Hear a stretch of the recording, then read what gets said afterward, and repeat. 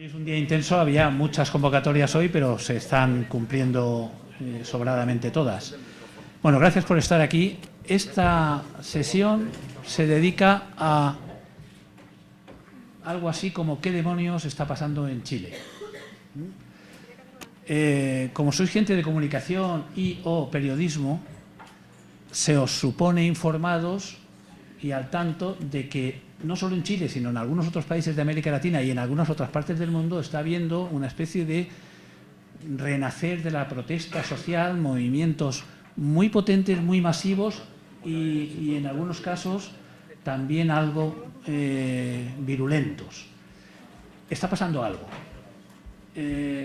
Está pasando en muchos sitios y en un sitio que es un poco emblemático, que es Chile. Es un poco emblemático porque Chile era la buena noticia de América Latina. Siempre funcionaba más o menos bien, la gente votaba, la gente tenía partidos respetables, no movimientos populistas cuestionados en nuestra burguesa Europa. Chile funcionaba, Chile tenía una economía que iba como un torpedo y de pronto descubrimos que Chile no estaba funcionando tan bien o que a la gente en Chile le parece que las cosas no estaban funcionando tan bien.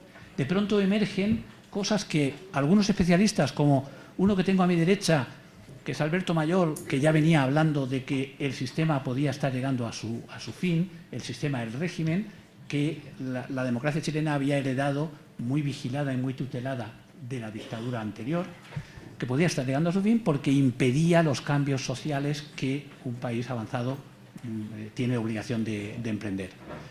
Algunos otros especialistas, como el que tengo a mi izquierda, Héctor Testa, que es un experto en el enfoque constitucional de este asunto, también habían señalado carencias constitucionales importantes en ese país que no estaban aflorando con la suficiente claridad y ahora afloran. ¿Y qué significa lo que aflora? Esto es lo que le hemos pedido que nos cuenten a estos dos expertos. La pregunta es ¿qué pasa y qué significa lo que pasa? No tanto qué pasa, porque esto nos lo cuenta más o menos la prensa, sino qué significa esto. Esto conduce a algún sitio, esto tiene algunas posibilidades de cambiar los modelos de política que estábamos padeciendo, hay alguna posibilidad de que esto sirva para dar una salida. Esto es lo que le hemos pedido. Hemos pedido dos intervenciones no muy largas, entre 20 minutos y media hora cada uno, para que luego podamos debatir con vosotros a partir de lo que sabéis, de lo que habéis oído o de lo que queréis saber al respecto. Doy la palabra a Alberto Mayor, que es un sociólogo de la Universidad de Santiago de Chile, que seguramente nos describirá cuál es ese escenario que creíamos que funcionaba y de pronto manifiesta no haber estado funcionando. No es que ahora falla, es que no ha estado funcionando durante bastante tiempo. Por tanto, nos dará una perspectiva un poco sociológica, mientras que Héctor nos dará un poco el desemboque político y constitucional posible para esta crisis que está viviendo Chile. Por tanto, cedo la palabra y los dos micrófonos a Alberto Mayor. Muchísimas gracias, Pepe, muchísimas gracias a ustedes por estar acá. Y bueno, comencemos rápidamente, el tiempo en estas cosas siempre apremia. Hace 10 años, en un proyecto de una investigación grande, empírica, que estábamos haciendo en Chile, cosa a la que yo no me dedicaba, o sea, había sido básicamente porque nos había parecido interesante que estaba olvidada una vieja perspectiva de cómo investigar la estructura social en América Latina y en Chile en particular, que había sido una perspectiva muy interesante y no se habían hecho estudios de ese tipo hacía muchísimo tiempo, y los temas de desigualdad eran básicamente estratificación.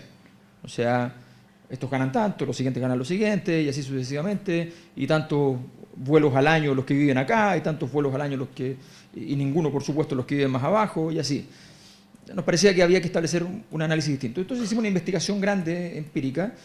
Yo me dedicaba a la teoría sociológica por entonces, y tenía la problemática de que siempre había sido, aunque no me gustaba tanto, bastante bueno para las metodologías. Entonces quedé a cargo de la parte metodológica de la investigación y salimos a terreno.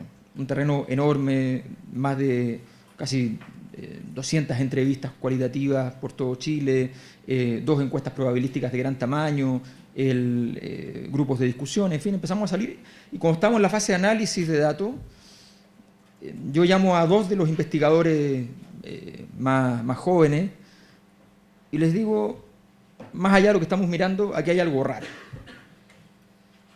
Algo que no sé qué es, pero me parece que es malestar social. Y empezó a mostrar lo que había. Empezamos a tratar de observar el malestar social. Ustedes comprenderán que el malestar social no se ve, no se pregunta en una encuesta. O sea, son esas cosas amorfas que a veces las ciencias sociales tenemos que investigar. Y cuando el 2011 estalla el movimiento estudiantil, un movimiento muy grande en tamaño, muy inusual, decimos, y que da vuelta a todos los valores de la sociedad chilena. O sea, para decirlo en simple, en enero del 2011, todos los estudiantes politizados, organizados de Chile, del mundo universitario, estaban en contra de la educación gratuita. Y en mayo estaban todos a favor. Para decirlo en simple, en realidad, el 2 de mayo estaban todos en contra y el 15 estaban todos a favor. Entonces yo dije, esto es muy inusual. Y convoqué entonces a este equipo y les dije, miren, aparte de investigar esto, lo que vamos a hacer es que vamos a hacer una observación diaria de lo que está pasando. Y vamos a investigar permanentemente y empezamos a salir con etnografía, en fin. Esa fue la investigación seminal, que algunas de las cosas voy a mostrar, que es la clave a mi juicio, porque esto, a mi juicio, 2011 constituye el inicio de un ciclo de crisis. Nosotros en Chile tenemos muchos terremotos, entonces sabemos mucho de sismología, cualquier persona. En sismología significa que en el fondo hubo una fractura, quedó hecha la falla geológica y por tanto después cualquier sismo, quizás no tan grande, podía romper la falla y se iba a expresar muy intensamente, pero ya estaba fracturado. Esa era la tesis que en particular yo estaba sosteniendo. Lo que pasa en 2019 tiene una extrañeza aún mayor y por tanto merece un análisis muy parsimonioso. Esto no es un movimiento social. Esto fue un estallido. En 24 horas, Chile literalmente pasó de ser un país que se comportaba como un país de la OCDE a un país donde la institucionalidad cualquiera, el Estado de Derecho, cosa que quienes conocen Chile saben que el Estado de Derecho es muy importante, Chile es un país legalista por completo, eso se fracturó en 24 horas, es muy raro. Vamos a ver entonces algunos antecedentes. El acontecimiento del 2011, yo hice una recategorización de una teoría que es la teoría del acontecimiento de Alain Badiou, y trabajamos con otra persona hace un par de años en separar los momentos. El acontecimiento es el momento disruptivo y llamamos momento cero el momento en que aparece un nuevo régimen de verdad, una nueva propuesta, una nueva forma de entender. Bueno, de alguna manera todo acontecimiento supone que aparezcan propuestas de regímenes nuevos de verdad. Entonces el 2011 y 2012, que es muy largo el proceso de conflicto, más intenso el 2011, pero muy fuerte también el 2012, supone un cambio radical en la historia de Chile y es que se cierra la coalición más exitosa de la historia, que es la concertación de partidos por la democracia, y surge la nueva mayoría. La nueva mayoría, no entraré en detalle, fracasa. Dura un año su proyecto y fracasa. Falla entonces el 2015. Aparece un momento 02, una propuesta nueva. Surge de toda la diáspora que quedaba fuera del sistema político, surge una nueva coalición política, el Frente Amplio. La verdad es que si uno lo mira con detenimiento, desde que aparece hasta que falla, probablemente son meses. Le va muy bien en las elecciones, pero no logra conducir el proceso de crisis, que era lo relevante del asunto, el proceso de crisis anterior. Logra conseguir votos, que no es lo mismo. Y el 2019 tenemos el acontecimiento 2, que es esta disrupción gigante, el estallido, y su momento cero, que es el momento 03 de todo este proceso, que es el proyecto constitucional, que esto se va a referir con más detalle. Está Alejandro acá, Alejandro Osorio, que es un investigador chileno, y cito una entrevista que él le hace a un empresario chileno, miembro de un importantísimo gremio empresarial, hace un par de años cuando hizo El Terreno, y les quiero citar porque esto es alucinante. O sea, dice, y este proceso, dice, referido a todo lo que estaba pasando desde 2011, partió con un discurso que dice, mire, hay que cambiar la Constitución porque la gente no está contenta. Y yo creo que sería bueno identificar, y en ninguna parte se identifica a ver cuáles son las cosas que hay que cambiar. Porque esto de decir, lo que hay no es bueno, entonces incendiemos todo y construyamos un mundo feliz, es como una cosa absurda. Son como las utopías del pasado que ya mostraron que no funcionan. Bueno, lo que pasó el 18 de octubre fue exactamente esto. Exactamente. Esto no es bueno, incendiemos todo y construyamos un mundo feliz. Con el pequeño agravante de que en ese proceso perdías 20, 25 mil millones de dólares entre infraestructura, pérdidas de empleos, en fin, todo el asunto que está pasando. Las disrupciones sociales son muy improbables porque todos somos cómplices del orden social, todos perdemos algo cuando el orden social se desmorona. Por lo tanto, esto es muy improbable y eso es lo interesante. No que hubo gente policialmente que quemó 40, 50, 100 estaciones de metro, que además era un emblema amado por los chilenos. No, eso no es lo importante es que hubo personas de 60 años que todos los días usaban el metro, que son personas conservadoras, que ni siquiera les gusta la protesta y que aplaudían mientras los otros quemaban el metro. Eso es lo importante. Este ciclo de crisis, entonces, hay que distinguirlo también a partir de un elemento que Aristóteles plantea en su teoría de las crisis en literatura. En la tragedia griega él explica lo siguiente, dice, la crisis es cuando acontecen los hechos. Por ejemplo, Edipo se casa con su madre y mata a su padre. Eso es la crisis. Pero cuando Edipo se da cuenta es después de la crisis. Edipo se da cuenta después y se saca los ojos. Eso se llama reconocimiento, dice. La crisis y el reconocimiento son momentos distintos. Normalmente decimos, estamos en crisis. No, estamos en el reconocimiento. ¿Y cuál es el problema? Que cuando uno está en el reconocimiento, nació atrasado, básicamente, porque la crisis ya ocurrió. Esta es la estructura discursiva. Nosotros trabajamos bastante con análisis semiológico. Esto es un análisis muy simple, pero bastante útil.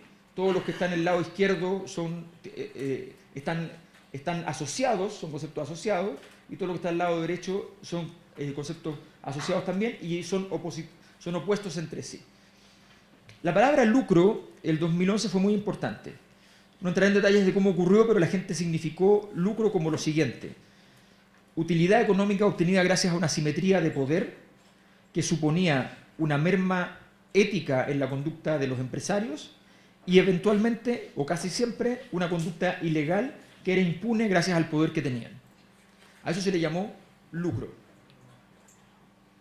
Esta fue la razón por la cual, que yo vengo del análisis de la teoría culturalista, para mí me llamó mucho la atención, porque un concepto que pasa a significar algo tan distinto al concepto original de lucro, y que se da vuelta siendo el concepto más importante de un país como Chile, un país neoliberal, era bastante relevante. Pues bien, lucro significaba privados, bienes de consumo, abusadores, empresas, élites, desigualdad, impunidad, traición.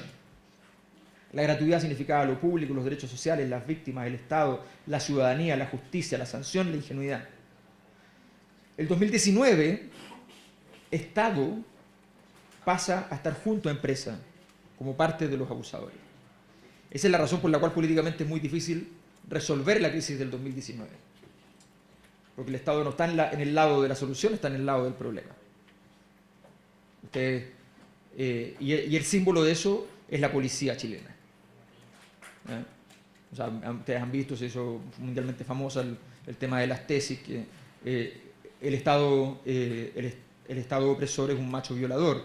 Esa idea de que el Estado es parte del problema no estaba en el 2011, lo que significaba que tú podías hacer una acción política al respecto. El campo semántico era corto el 2011, era gratuidad y lucro, que significaba abuso. Aquí me parece qué raro. No. Qué raro. El 2019, el campo semántico es bastante más amplio y es bien sorprendente. Ah, no, está bien. El campo semántico recorre 10, 12 conceptos. Eso no es normal. 10, 12 conceptos significa que no tiene ninguno. Lo que sí está claro es que hay muchos conceptos de ellos que son cosas que en Chile son un poco chistes, pero también crueldad, de un humor negro sexual. El concepto de abuso había transitado que además está asociado. El 2011 la crisis parte, antes de ser una crisis política, parte con una crisis de la Iglesia por un caso de abusos sexuales. Había transitado a juntar todo.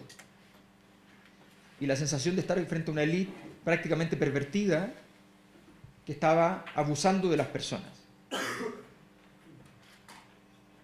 Por ejemplo, esto es un meme y en Chile pico es pene. No entraré en muchos detalles, pero ustedes comprenderán que lo interesante de una figura literaria como esta, ¿ya?, es que quien está sintiendo el placer no está haciendo algo particularmente placentero desde el punto de vista físico. Lo interesante es que está humillando a otro. Antes la gente decía en las entrevistas, decía, mira, la verdad es que los empresarios y los políticos nos están culeando. Culeando, bueno, ustedes comprenderán lo que significa. Ahora te están metiendo, que es imposible, además es un imposible fáctico, el pico en el ojo. O sea, ya ni siquiera quieren sodomizarme, sino que sencillamente quieren divertirse y humillarme. Esa sensación de burla es parte importante de todo este proceso. Ese era Piñera, ese es Sebastián Piñera, presidente de Chile, multimillonario, 3.000 millones de dólares, ¿ya? Famoso por la evasión tributaria, famoso porque su fortuna inicial se hizo literalmente con la quiebra de un banco que se lo llevó para la casa en los 80, en plena dictadura, aunque tuvo el decoro después de votar que no, ¿ya? Si ustedes se fijan, las aprobaciones de los gobiernos, como promedio de cualquier año, bajaron radicalmente, prácticamente a la mitad, desde 2011 en adelante. Los gobiernos tenían menos capacidad de gobernabilidad. Y miren esto, aquí está todo el set de años donde hubo movimientos sociales importantes en Chile desde 2011. La energía del 2011 es alta, el tema es definido, pero expansivo, la estructuración del liderazgo existe, hay liderazgos, Camila Vallejo, ustedes recordarán, por ejemplo, fortaleza de los liderazgos muy fuerte, los líderes tenían control sobre el movimiento, el impacto institucional alto. Después de 2012 un movimiento más regionalista, la energía es media alta, los temas son claros, pero no son expansivos, son liderazgos semiestructurados, pero la fortaleza de los liderazgos son fuertes, no muy fuertes, pero son fuertes, y el impacto es bajo. El 2016 es un movimiento contra el sistema de pensiones, la energía es alta, la definición temática es muy clara, no expansiva, solo pensiones, los liderazgos son estructurados, pero son débiles, y el impacto institucional es bajo, a pesar de lo grande de la movilización. El 2018 es un movimiento feminista, gran energía, alta, tema claro, no expansivo, no se fue a otras áreas, desestructurado los liderazgos, débiles la fortaleza de los liderazgos y el impacto institucional medio, básicamente se incorporaron cuotas en distintos lados, qué sé yo.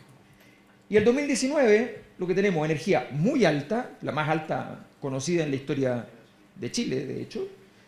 La definición temática es difusa y expansiva, nadie sabe de qué estamos hablando. Estructuración de liderazgo desestructurado, no hay líderes. Fortaleza del liderazgo débil, si aparece alguno muere a los 5 minutos. Y el impacto institucional muy alto. Estas cosas no pasan. Entonces, sociología es una extravagancia total. Estas cosas no pasan. Se había negado históricamente la tesis del malestar. Desde que apareció en el año 98, apareció un informe del Programa de Naciones Unidas para el Desarrollo, una investigación grande, y dicen, hay malestar en Chile. El gobierno que financiaba el estudio les dijo, la palabra malestar no va importada. Entonces se llamaba el malestar de la modernización y pasó a llamarse las paradojas de la modernización. Y adentro se redujo a la mitad la palabra malestar para que no molestase. Un importante sociólogo de la Concertación, que fue ministro de la Concertación, ministro de Educación, decía al respecto que los 4 argumentos sobre el malestar, los 4 estaban equivocados, que no había tal cosa como el malestar. Es decir, decía lo siguiente, se rebaten los 4 argumentos presentados por los sostenedores de la tesis del malestar. Y es que ni las desigualdades sociales existentes, ni las políticas de gobierno, ni la supuesta frustración con la transición democrática, ni la sobrecarga de incertidumbre subjetiva pueden alegarse en favor de la tesis del malestar. Y esto quedó escondido formalmente. La tesis contraria con intensidad es la que aparece, la que planteo yo el 2011 en una reunión que era una conferencia, después se publica en libro el 2012, pero lo doy en una conferencia, y era el siguiente: los desequilibrios generados por el modelo económico en Chile suponen una merma de legitimidad de la institucionalidad política y de la operación del modelo económico de tal magnitud que se ha generado una fractura de gran tamaño. Solo resta esperar un conjunto de años, en ese momento yo calculé 5 más o menos, para que esa fractura diera lugar al derrumbe, cayendo en ese acto tanto el modelo como los fundamentos políticos que lo sostenían. Los fundamentos políticos son el orden político transicional, la constitución de Pinochet, y el elemento de modelo es las políticas monetaristas o neoliberales, que Chile siempre fue el más importante. Y luego complementé, porque en realidad era lógico y obvio, pero no lo puse en ese momento, que en realidad eso suponía que toda la élite que estaba a cargo de esta gestión de la transición caía en el acto, y por tanto ya había ocurrido el hecho de que estábamos viéndolos a ellos vivos pero muertos. ¿Qué fue lo que pasó el 2019? Bueno, pasó que subieron el metro 30 pesos. Para decirles a ustedes qué significa eso, significa algo así como 0,03 euros. Cosas que pasan todos los años. Todos los años se sube el metro 20 pesos, 30 pesos. Eso fue lo que pasó. Y los estudiantes escolares, el gobierno había decidido no enfrentarse con los universitarios, sino que enfrentarse con los escolares. Los escolares habían comenzado de 15 años, 16 años, a ir a hacer evasiones al metro, no pagar el metro, pero eran evasiones festivas, no se subían ni siquiera al metro.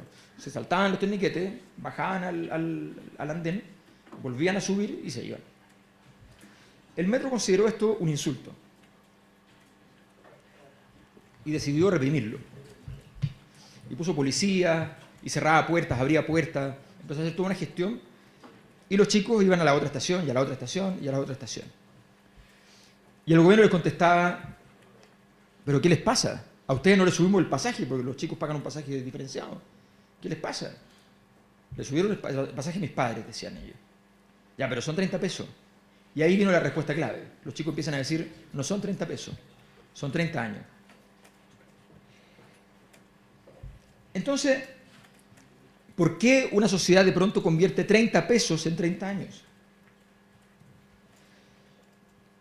Esto es lo que llamamos la conducta que vimos el 18 de octubre y 19 de octubre fundamentalmente, pero de ahí para adelante, la verdad, todos los días, es lo que llamamos en psicología infantil un muchacho, una muchacha desregulado, un instante de desregulación, una disrupción, que se define como trastorno explosivo intermitente, desafiante, frustrado, impulsivo y desproporcionado.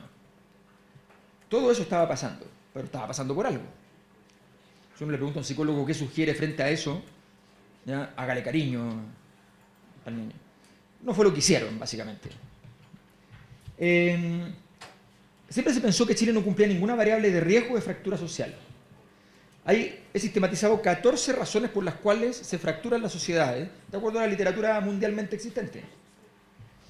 La verdad, no entraré en detalles, la presentación queda para ustedes. Chile cumplía las 14. Y por tanto no se había deseado observar aquello. El evade pasa a ser uno de los conceptos más importantes al principio. El primer día es evade, para evadir el metro, pero además evadir todos los pagos que tienes que hacer. En Chile se paga todo. Y Chile despertó. Ahí estaba el contenido emancipatorio. Y la gratuidad de 2011 tiene que ver con evade, porque evade es gratuidad, pero que no la hace el Estado, la hago yo. Y había lo que llamaríamos en sociología un trastorno, un desequilibrio normativo, porque la gente dice cosas como esta: evade como Piñera.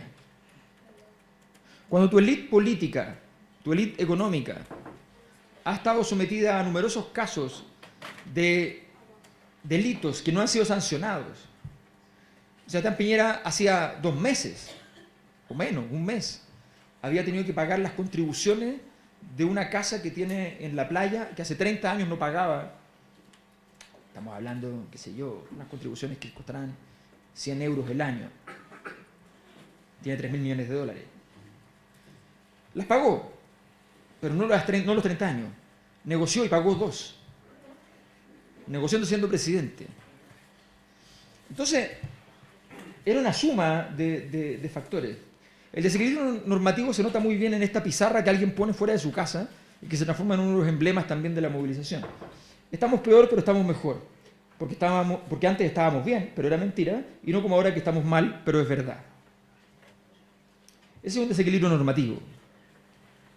Esta chica dice, en Chile, weá significa cosas. Entonces, son tantas weás que no sé qué poner, dice. O sea, el motivo de la protesta era inexacto, impreciso, porque era todo. Y los gobiernos no saben tratar con el todo. Los gobiernos saben llamar al ministro sectorial, no saben. Los economistas miraban lo siguiente para saber cómo estaba de salud Chile. El crecimiento económico, el equilibrio fiscal, la deuda del país, el coeficiente de Gini y el índice de desarrollo humano. Chile en crecimiento, equilibrio fiscal, deuda e índice de desarrollo humano era un país espectacular. En desigualdad estaba mal. Pero todo lo demás era espectacular. Lo que no miraban era la capacidad de consumo de los hogares, las expectativas económicas, el equilibrio doméstico, los ingresos versus los egresos de las casas y el estrés financiero de los hogares. Esto es muy importante porque Chile, al ser una sociedad neoliberal, es una sociedad de consumo y por tanto tú defines tu posición en la sociedad de acuerdo a lo que compras. Resulta que si uno mira los datos de la encuesta de presupuestos familiares, del percentil 1 al 78, o sea, el 78% de los chilenos no llegaban a fin de mes con lo que ganaban. Y esta encuesta contempla todos los gastos, pero no incluye deuda. Y luego el resto de los grupos tiene superávit. Casi todos los superávit son ridículos. El primero, 1 euro. El segundo, 2 euros. Y así, hasta llegar a 20 euros. Tenía superávit de 20 euros, sin contar la deuda. Y lo único que tiene un superávit importante, ustedes ven ahí, es el primer decil, el 1% más rico. Y la deuda. La deuda había crecido como porcentaje del gasto del hogar, había crecido desde el 19% el 2007, luego había bajado el 2014 a 14% y había subido a 28%, se había duplicado en 3 años, el 2017. Los bancos salieron a colocar y... Entonces, ¿cómo se financia el aumento de deuda normalmente? Se financia con un alto crecimiento. Si el país crece al 4 al 5%, la máquina más o menos anda. Pero si el país tiene un momento lento, se hace muy difícil. ¿Qué es lo que debería hacer un ministro de Hacienda ahí? Decir, bueno, ¿saben qué? No gasten mucho porque hay que apretarse el cinturón. Pero ¿qué hacen los ministros de Hacienda en el neoliberalismo? Dicen, no, porque en el neoliberalismo el consumo es una de las variables que mueve la economía hacia arriba. Siempre es allí un 40 o un 50% más alto el crecimiento del consumo que el crecimiento del país. Y por tanto dicen, si yo no tengo un 6, un 7% de crecimiento en el consumo, el país no crece al 3,5%. Entonces ellos empujan y dicen, no se preocupen, esto va a mejorar, es un momento nada más, siga, vamos, usted puede. Chile es un país caro y aquí hay variables que son cruciales en todo esto. El costo de educación superior. La universidad, por ejemplo, entre 2.000 euros anuales y 6.000 euros anuales, incluyendo las públicas, nota al pie. Pensión media, 260 euros. Ingreso hogar en 2018, 600 euros. Hogar de 4 personas promedio, 600 euros. Un país de $25.000 de per cápita. Gasto en salud, 6,4% del ingreso hogar, uno de los más altos en el mundo. Fundamentalmente por el precio de medicamentos. Pero Chile tenía un gasto público ejemplar. Está por debajo de todos los promedios en el mundo. Acceder al seguro de cesantía es un tremendo problema. Si uno va guardando un fondo cuando cotiza a su fondo de pensiones, y ese fondo le sirve a uno para cuando está cesante, está sin empleo. Pero ese fondo es muy pequeño, por tanto lo que te llega es ridículo, son, qué sé yo, 80, 100, 120 euros, no es realmente un fondo importante. Y si se acaba, el Estado, si cumples una serie de condiciones, como 14 para ser preciso, te entrega entonces una ayuda por un par de 6 meses, qué sé yo. Entonces, ¿qué miraba la élite para ver si estábamos sanos o enfermos a nivel de carácter más político? Decía el nivel de felicidad de la gente, la participación electoral, la evaluación de personajes públicos. Hay un par de líderes que están marcando bien, participación electoral. Bueno, todas estas variables eran mediocres, no eran terribles, pero eran mediocres. Pero no miraban las cosas más graves, la legitimidad de las instituciones, el poder de la élite política versus la élite económica. El poder de la élite económica en Chile es mucho más alto que la élite política. Y la intensidad de la política. La sociedad chilena estaba basada, toda la transición, en políticas de baja intensidad. Se aumentaba el conflicto social, se aumentaba el peso de la política, si se hacían muchas reformas, todo se arruinaba. El sistema estaba hecho para que nadie hiciera nada. Pues bien, y en términos morales, ¿qué miraba la élite para saber si estábamos sanos o enfermos? Nada. Lo que no miraban era la sensación de injusticia de la gente, que estaba clara en muchos estudios. Vean Latinobarómetro, vean cualquiera de ellos. Y eso tenía que ver con tres variables fundamentalmente cuando uno lo revisaba cualitativamente. La impunidad, las élites no eran sancionadas. O sea, el 2011, en medio de la crisis, la encargada de grandes contribuyentes del Servicio de Impuestos Internos renuncia diciendo que ella le da vergüenza trabajar allí porque nunca le ha llegado una denuncia de impuestos internos contra un gran empresario y que siempre le llegan a pequeños empresarios. Y dice, yo no voy a seguir acá porque yo sé que ellos están evadiendo impuestos y me parece insólito. La impunidad, en Chile llamamos pituto a la gente, a esto de conseguirse los empleos a partir de transacciones de poder, en fin, y la desigualdad. La traición y la burla. La burla, aquí tengo una selección, no voy a leer todas, pero una selección de frases emblemáticas que en los últimos meses había dicho el gobierno, los ministros fundamentalmente, que eran ridículas, y la gente dijo, pero esto es, ¿qué me está diciendo? Cuando subieron en el metro dijeron, pero mire, si usted se sube al metro antes de las 7 de la mañana, el metro va a estar más barato que antes. Y si usted se sube de vuelta después de las 8:30 de la noche, también va a estar más barato que antes. O sea, usted puede ahorrar dinero si está 12 horas fuera de casa sin contar transporte. Entonces, la gente decía, bueno, pero esto es una broma. El ministro de Hacienda dice, aprovechen este mes que ha bajado 3,6% el precio de las flores y lleven una flor a su familia. Unas cosas ridículas. Sí, sí. Me queda poco, sí. Lo que los economistas no entienden es que la economía no es una ciencia solamente, sino que es en todas las sociedades de la historia un problema moral. Y esto, y aquí termino, tiene que ver con una cosa que antropológicamente se llama el potlatch. Les cuento cómo es esta fiesta. Esta fiesta ocurre de distintas maneras en todas las sociedades, pero en la que está más formalizada y estudiada es en las sociedades norteamericanas tribales. En las tribus norteamericanas, canadienses y Estados Unidos, se encontró hace 120 años una fiesta que consiste en lo siguiente. Llega fin de año, estamos a diciembre, ¿cómo nos fue en el año? Bueno, yo tengo excedentes, me fue bien, gané dinero. Eran bienes, no era dinero, pero no importa. Entonces, aquí tengo parte de mi excedente. Y yo digo, bueno, el 30% de mi excedente lo pongo al medio de la tribu. Hagan lo que quieran con él. Y la gente lo quema, lo rompe. Tú demuestras que los bienes no son importantes. Demuestras que lo importante son las relaciones entre las personas.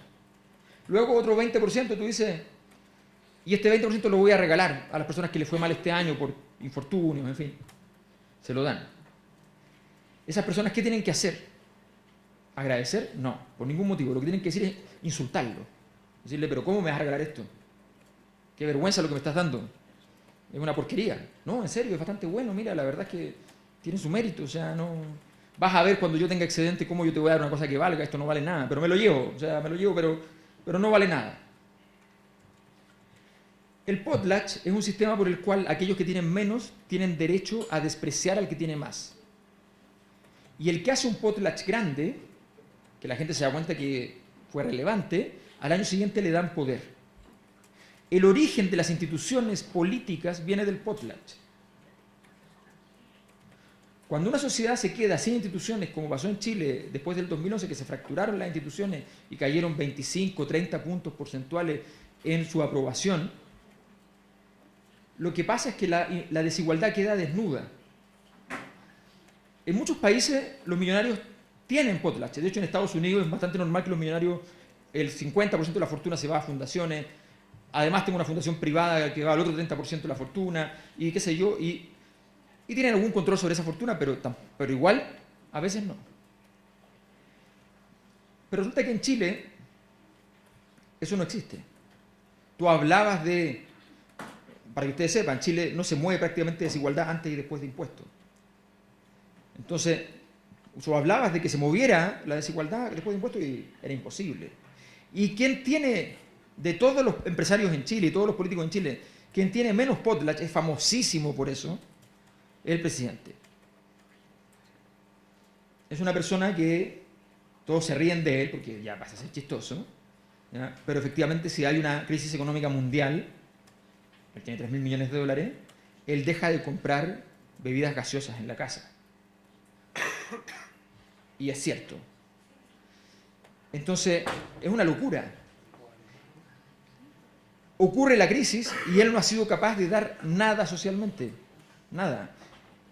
El neoliberalismo tiene una inestabilidad normativa y una inestabilidad antropológica. Está basado en combustionar para el desarrollo de la economía todos los valores, todas las normas sociales, toda la política. Y cuando estalla, como pasó en Chile, lo que nos queda es una sociedad rota, la gente por diferencias pequeñas empieza a odiarse, un modelo derrumbado pero sin ningún proyecto para poner encima. No hay hoy día un proyecto de sociedad económico que esté para decir vamos por acá. Y una política inútil. Y gran parte de los desafíos entonces de la salida es que la política no puede ser inútil, pero la gente no le hace caso a la política. Y gran parte de los desafíos de transformación de Chile, incluyendo el constitucional, es lograr que la política logre sostener esos procesos, cosa que no va a ser fácil en esas condiciones. Vale, muchas gracias.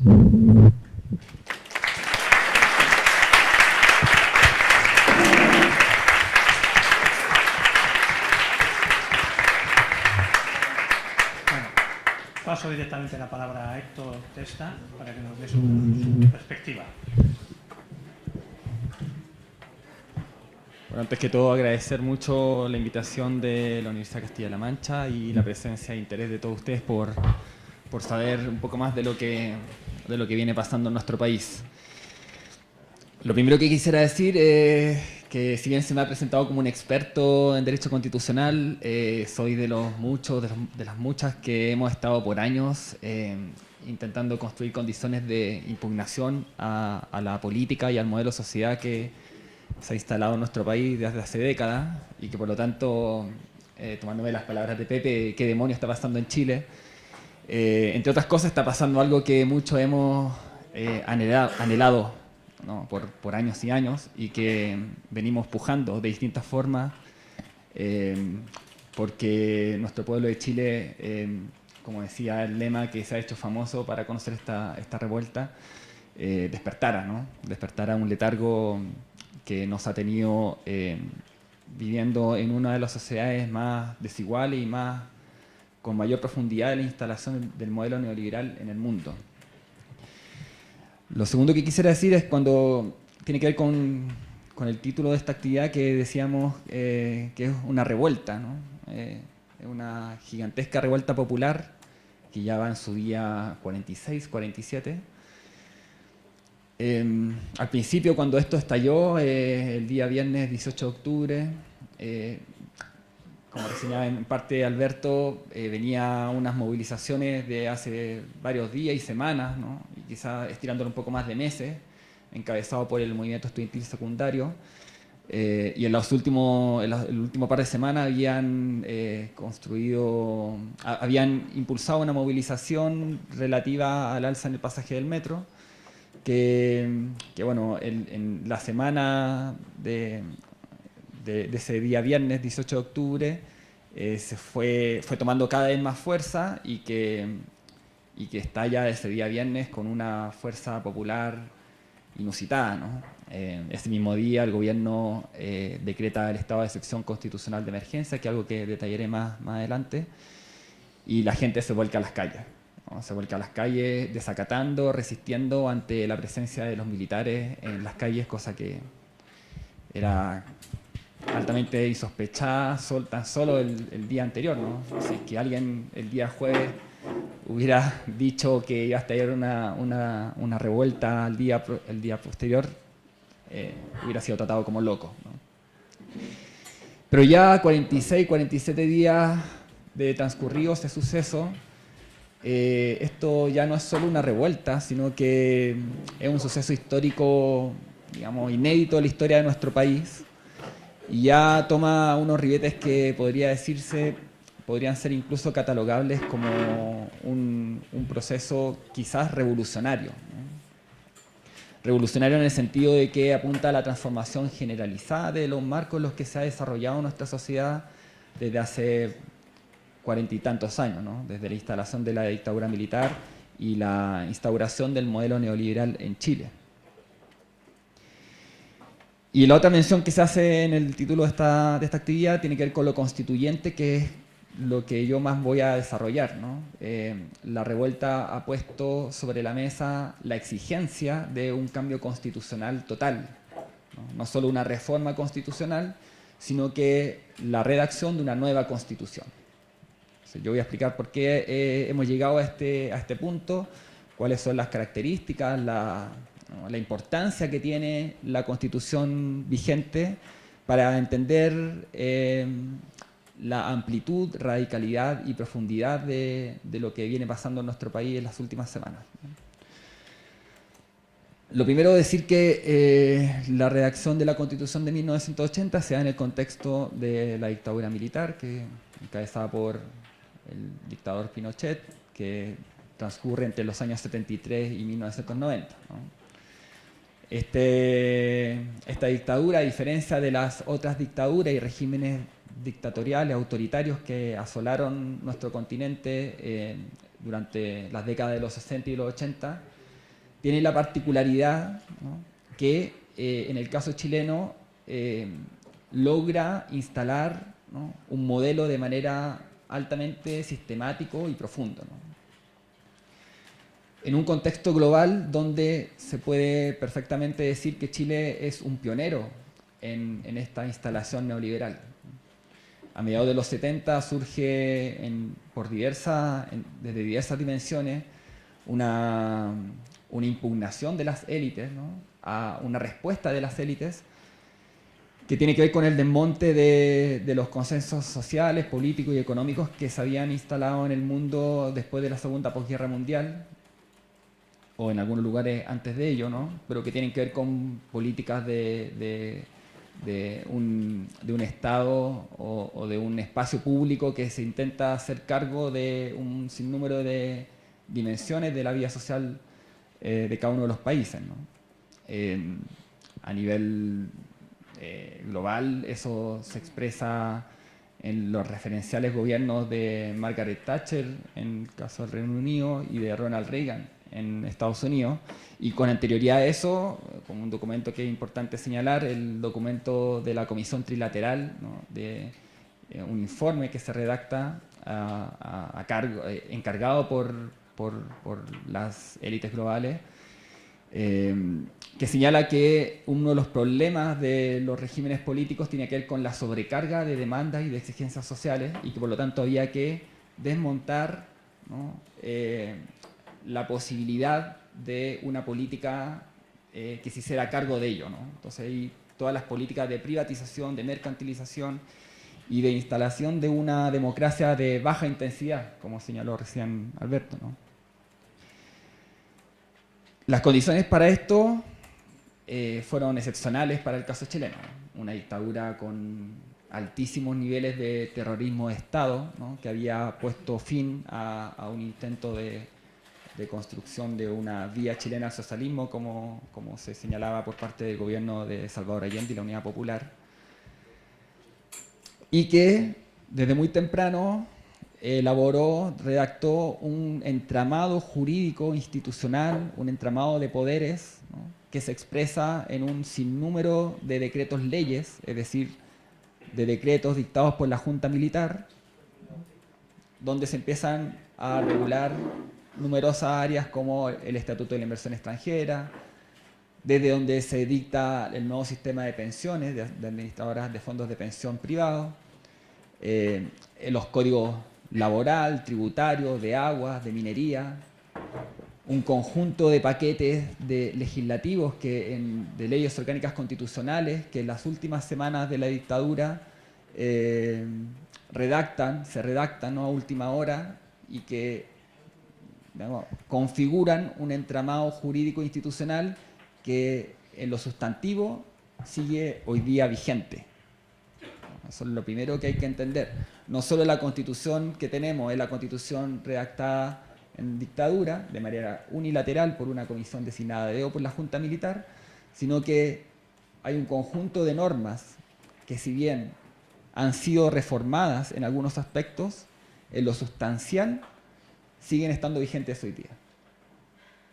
Uno de los cantos que se repiten mucho en esta semana, un canto que viene de antes, ¿no?, que dice: esto no es un gobierno, es una dictadura, son puras leyes de la dictadura de Pinochet. La Constitución de 1980, la importancia que tiene es que es el pilar, ¿no?, es el núcleo desde donde la resistencia de esa institucionalidad, de esa legislación, ¿no?, ha logrado perdurar en el tiempo, ¿no? Si bien es cierto, ha sido objeto de un sinnúmero de reformas, ¿no?, más de 50 reformas constitucionales, sobre todo agrupadas en dos grandes paquetes de reformas constitucionales. El primero en 1989, derivado de la negociación entre un sector de la oposición y la dirigencia de la dictadura, ¿no?, y el segundo gran paquete de reformas en el año 2005, ¿no?, en una reforma constitucional que acuerda el presidente Ricardo Lagos con la derecha pinochetista, logran quitarle a la Constitución algunos aspectos, digamos, excesivos, ¿no? Algunos totalmente impresentables, como imagínense ustedes que recién en el año 2005 se quita la institución de los senadores designados, es decir, senadores designados por algunas altas autoridades y dentro de las cuales estaban designados por las Fuerzas Armadas, ¿no? Piensen ustedes que cuando Pinochet es detenido en Londres por una orden de detención dictada desde acá, desde una causa que llevaba el juez Garzón, Pinochet estaba como senador vitalicio, ¿no? Esto fue en el año 99. La dictadura sale del Poder Ejecutivo el año 90, Pinochet permanece hasta el año 98 como comandante en jefe del ejército, pasa a senador vitalicio. Dentro de un sinnúmero de amarres institucionales que perduraron años y años, ¿no?, y que le dieron un enorme poder de resistencia a las fuerzas pinochetistas dentro del proceso de transición a la democracia.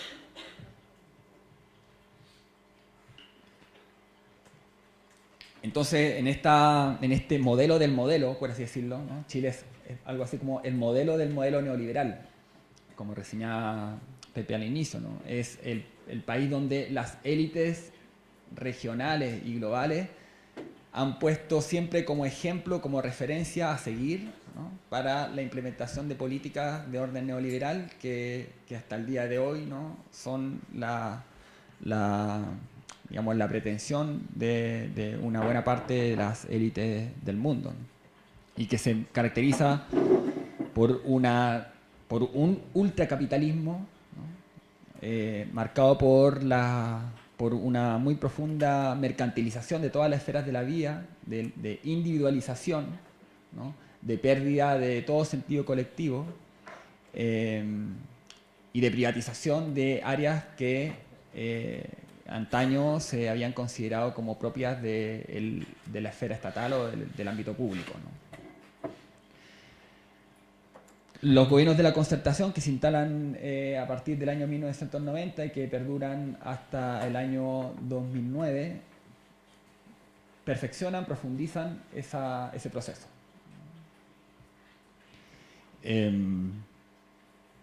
Y lentamente, progresivamente, surge desde el mundo social, ¿no?, desde extramuros de la institucionalidad, ¿no?, un creciente descontento, un creciente malestar y progresivamente una impugnación social y política a esta realidad, ¿no? Progresivamente eso también va tocando no solo demandas sectoriales, sino que va cubriendo también el entramado constitucional y legislativo que les mencionaba recién.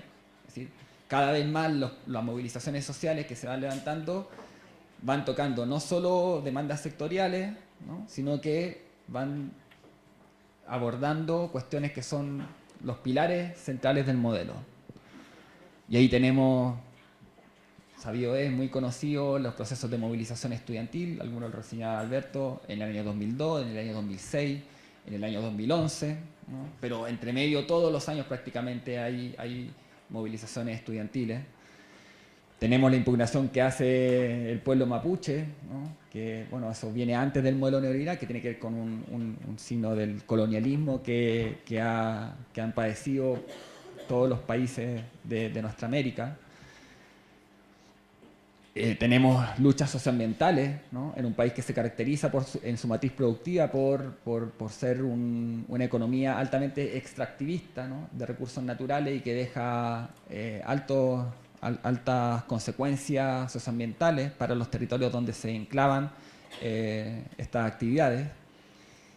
Tenemos el último rato la demanda relacionadas con el sistema de pensiones, con gigantescas movilizaciones de más de 1 millón de personas en el año 2016-2017, y los últimos par de años, las movilizaciones más grandes encabezadas por el movimiento feminista, ¿no?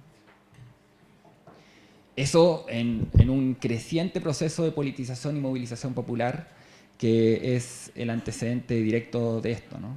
Y que se va alimentando además de un progresivo descaro, ¿no? Y como reseñaba Alberto, una progresiva burla y una dinámica de abusos de parte de la élite, ¿no? Que empieza no solo a cometer actos muy descarados de corrupción, ¿no? Que empiezan a cuestionar, ¿no? Esto que se señalaba al principio de un país donde las instituciones funcionan, ¿no? Cada vez fue quedando más claro que las élites estaban forzando la Constitución y la legislación vigente, ¿no? Violándola abiertamente en muchos casos, ¿no? Y taponeando todo tipo de control o de justicia institucional en relación a este torcimiento de la legislación vigente, ¿no? Tanto por parte de la élite política como por parte de la élite económica. Para reseñar algún ejemplo relacionado con una de las demandas más importantes de todo este tiempo, con la cuestión educacional, la legislación orgánico-constitucional relacionada con la educación prohibía el lucro en la educación superior, cuando todo el mundo sabía que en las universidades privadas, que han ido cada vez más tomando terreno, ¿no? Quitándole terreno a la educación pública, todo el mundo, y era muy notorio, todo el mundo sabía que había un lucro exorbitante en ella. Y el último rato, lo que les reseñaba, con casos de corrupción abierta, de complicidades público-privadas, donde hay casos donde se ha comprobado que desde gerentes de empresas, desde a las altas gerencias de empresas se dictaban leyes, ¿no? Correos filtrados donde políticos le daban cuenta de sus labores a los grandes poderes empresariales, ¿no? En leyes muy significativas, muy cruciales, como la ley de pesca, como la legislación que regula la propiedad de los recursos naturales, etcétera, ¿no? Y bueno, una demanda constitucional que en el año 2011, se podría decir que el año 2011 genera un hito de inflexión porque el movimiento social logra superar todo el bloqueo político y el bloqueo comunicacional, que es otra cuestión muy importante señalar. Chile es uno de los países con mayor concentración de los medios de comunicación masiva que hay en nuestro continente y posiblemente en el mundo. ¿no? Entonces el bloqueo mediático ante todo este proceso de movilizaciones, de protesta social, ha sido muy, muy grande y se mantiene hasta el día de hoy.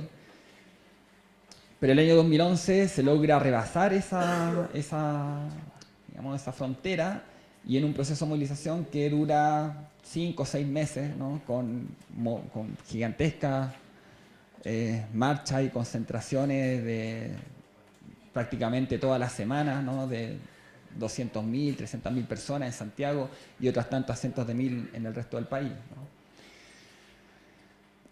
Y se instala con esto en el gobierno de Piñera, ¿no? El gobierno entre 2010 y 2014, el primer gobierno de Piñera, ¿no? En el 2014, en el 2013, se elige por segunda vez Michelle Bachelet, ¿no? Ya con una coalición ampliada, ya no es la vieja concertación, sino que se le renombra con el nombre de Nueva Mayoría, que es básicamente los partidos de la ex concertación más el Partido Comunista, ¿no? Para hacer una analogía, sería algo así como el PSOE más Izquierda Unida acá, ¿no? Y que intenta tomar la demanda constitucional con un proceso, se le llamó proceso constituyente, pero más que un proceso constituyente fue un proceso de consulta a la ciudadanía, una consulta restringida, ¿no? Donde participamos 200.000 personas en unos encuentros autoconvocados, pero todavía bajo una falta de voluntad política que implicó el entrampamiento y el bloqueo de las reformas constitucionales que podían eventualmente permitir la redacción de una nueva constitución, ¿no? Y había cuenta de la derrota de los intentos reformistas, ¿no? de la segunda derrota del intento reformista de Bachelet, porque ya en el año 2005 Bachelet había instalado la necesidad de ser una mezcla entre cambio y continuidad, ¿no? Pero en el transcurso de su primer mandato y también en el de su segundo mandato, la continuidad se impuso, ¿no? Con creces frente al cambio.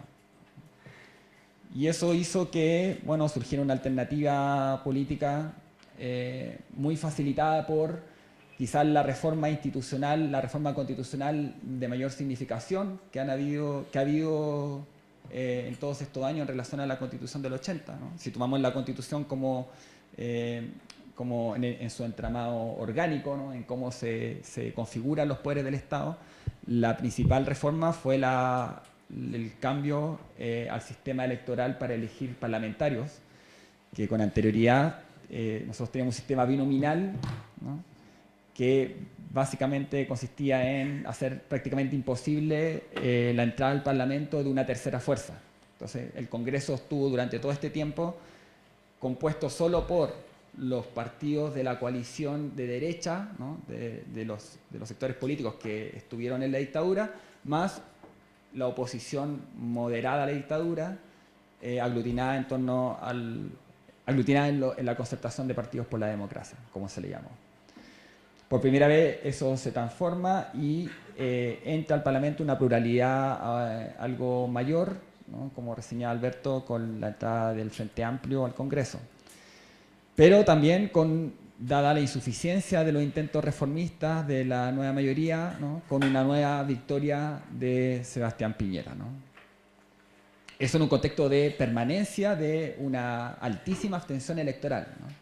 Desde el año 88 en adelante, ¿no? Hay que explicar ahí un poco. El año 1988, bajo dictadura, se abren los padrones electorales para votar en el plebiscito del sí al no frente a la dictadura. Y ahí se inscribe una buena parte del pueblo chileno, ¿no? Pero posteriormente, ¿no? Y debido al sistema electoral que había, ¿no? Que era de inscripción voluntaria, voto obligatorio, las personas, las nuevas generaciones que íbamos cumpliendo 18 años, no nos inscribíamos mayoritariamente en los registros electorales porque había un rechazo muy, muy, muy visceral frente al modelo de democracia pactada y limitada que se había instalado, ¿no? Entonces fue la participación electoral cada vez reduciéndose en número y en proporción hasta la última elección presidencial, que fue la primera en que eso tiene un cierto repunte, y tiene un cierto repunte básicamente por la entrada de un nuevo actor, que es el Frente Amplio, por las condiciones electorales que mencionaba recién, que se cambió a un sistema de inscripción automática, es decir, uno a los 18 años empezó a estar inscrito en los registros electorales, y voto voluntario. Eso es la primera vuelta electoral, y en la segunda vuelta electoral, donde Piñera le gana al candidato de la nueva mayoría, también hubo una entrada de un electorado que concurrió a votar a raíz de la amenaza o una campaña muy fuerte en términos mediáticos que tenía que ver con que, como se había izquierdizado el escenario con la entrada al Frente Amplio y como el candidato de la nueva mayoría estaba más tendencialmente inclinado hacia la izquierda, eventualmente, decían los medios de comunicación y la derecha, nos encaminamos a una Chilezuela, ¿no? Como se le llamó, ¿no? O sea, a un escenario de confrontación, de polarización política, en algo que es bastante similar en casi todos los países del continente y aquí también, ¿no? Que cada vez que se levanta una fuerza alternativa se la trata de demonizar, y dentro de esa demonización está la analogía con la situación en Venezuela. Pero lo cierto es que aquí se fueron acumulando un conjunto de estallidos, de descontento, de malestares, por decirlo bajo, ¿no? Como decía ahí el cartel, son tantas weas que no sé qué poner en el cartel, ¿no? Y que estallan con esta gota que rebalsa el vaso de un alza marginal, ¿no? En el precio del pasaje medio. Entonces, ¿qué pasa?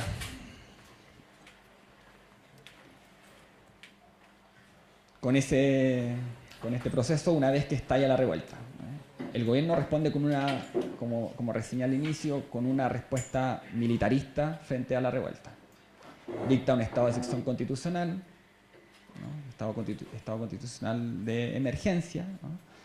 Que se había utilizado anteriormente, pero solo para casos de catástrofes naturales, en particular terremotos, lo cual implica la sacada de los militares a la calle. Y ya desde ese mismo día, ¿no? Del mismo sábado 19 de octubre, lo que hay es un desacato masivo de amplísimas franjas de la ciudadanía a la presencia de los militares, ¿no? Una reacción que un historiador muy renombrado en Chile caracterizó como una especie de respuesta emancipadora, libertaria del pueblo chileno frente a la aparición del trauma histórico que le significaba volver a ver a los militares en las calles. Un trauma intergeneracional que terminó por desatar todas las rabias y las indignaciones populares y que le dieron una fuerza inusitada a esta revuelta, ¿no? Respuesta militarista que se hace incluso forzando la letra, ¿no? De la regulación constitucional y de la ley orgánica constitucional que regula los estados de excepción. Es decir, lo que aquí ha habido es un gobierno que ha tomado medidas, ¿no? Totalmente violando la regulación de los estados de excepción constitucional. El detalle de eso es muy largo, pero por una parte se han tomado acciones que tienen que ver más con...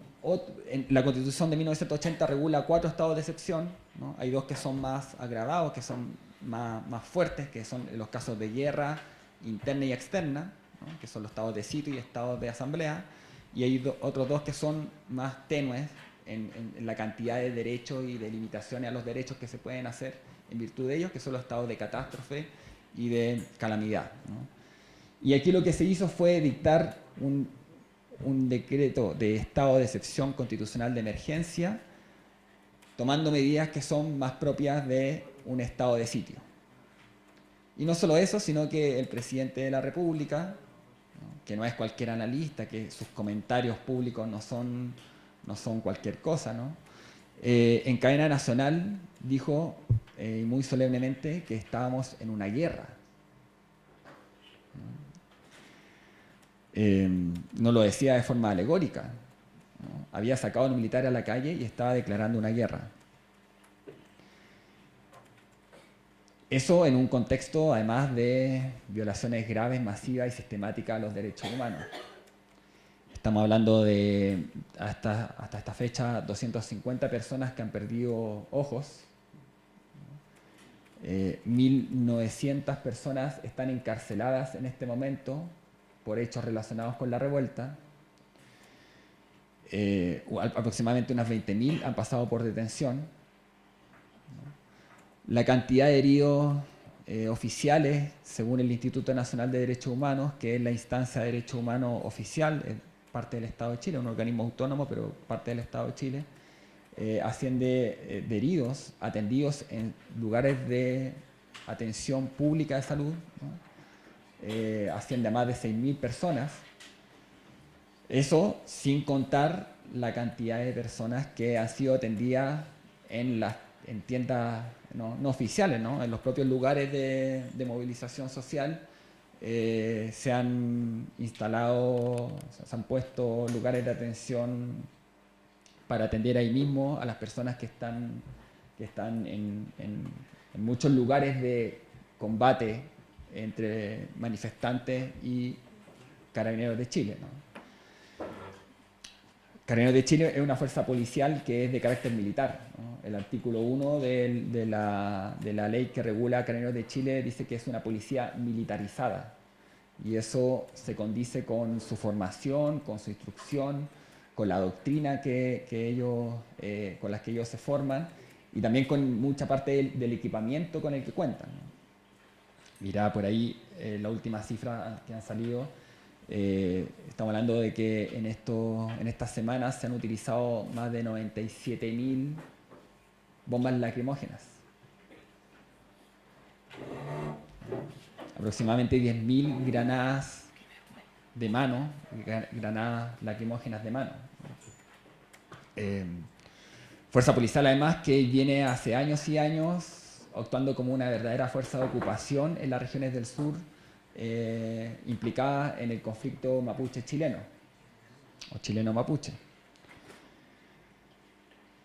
y que ha sido el actor principal, atendió de que el gobierno tuvo que suspender el estado de excepción constitucional de emergencia debido a que el estado de emergencia, a diferencia del estado de sitio y el estado de asamblea, lo puede dictar unilateralmente el gobierno sin autorización del Congreso, pero a los 15 días necesita autorización del Congreso. Y el gobierno no tenía la mayoría en el Parlamento para mantener el estado de excepción, por lo tanto retiró a los militares de las calles, aunque se ha mantenido la amenaza militar como cuestión abierta en el debate público la semana siguiente, ¿no? O sea, aquí no es un rumor de pasillo, no, aquí la cuestión de la amenaza militar ha estado y está vigente, más allá de las resistencias institucionales que hay a ello, ¿no?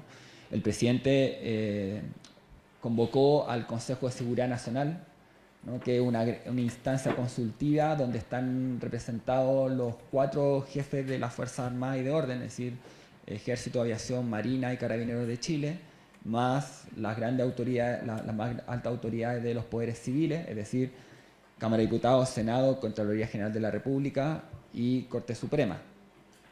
En ese Consejo de Seguridad Nacional, todos los poderes civiles se negaron, rechazaron una respuesta a un militarista a la revuelta, y en algunos casos, incluso en el caso del Contralor General de la República, señalando que la convocatoria al Consejo de Seguridad Nacional había sido inconstitucional e ilegal debido a que el Consejo de Seguridad Nacional está destinado a prever, a ver cuestiones relacionadas con la seguridad nacional y no con orden público, que era el problema que se ha desatado en el país, ¿no? Que hay un evidente problema de control del orden público por parte del gobierno, habida cuenta de la ilegitimidad sobreviniente en la que ha llegado a estar. Estamos hablando de un gobierno que prácticamente no se puede desplegar en la calle, estamos hablando de amplias franjas de la ciudadanía que lo rechazan. En las encuestas de la encuestadora, de las consultorías, en manos de las derechas, le están dando al presidente Piñera un apoyo entre el 10 y el 5%. Y con una movilización callejera en prácticamente todo el país, en todas las ciudades del país, y que tienen digamos, su punto neurálgico en el centro de Santiago, en la ex Plaza Italia, que se le ha rebautizado como Plaza de la Dignidad, dentro de un conjunto de rebautizajes, ¿no?, que se ha hecho en muchos lugares del país. Se ha bautizado nuevamente a varias plazas o calles, ¿no? Se han derrumbado monumentos, ¿no? Y se ha desatado una ola de impugnación popular social creciente al modelo, y eso tiene en la impugnación constitucional, en la demanda, en la exigencia por una nueva constitución redactada por una asamblea constituyente, es decir, no redactada por los poderes constituidos, no redactada por el Congreso Nacional, su pilar esencial, ¿no? Junto con el rechazo a las violaciones a los derechos humanos que se vienen viviendo, ¿no? Y hace 2 semanas, ¿no?, un conjunto de fuerzas políticas, ¿no?, y con esto voy terminando para dar paso a los comentarios y a las preguntas, pero voy a reseñar esto que es muy importante porque tiene que ver con cuál es la situación actual, ¿no?, en qué punto se encuentra hoy día este proceso.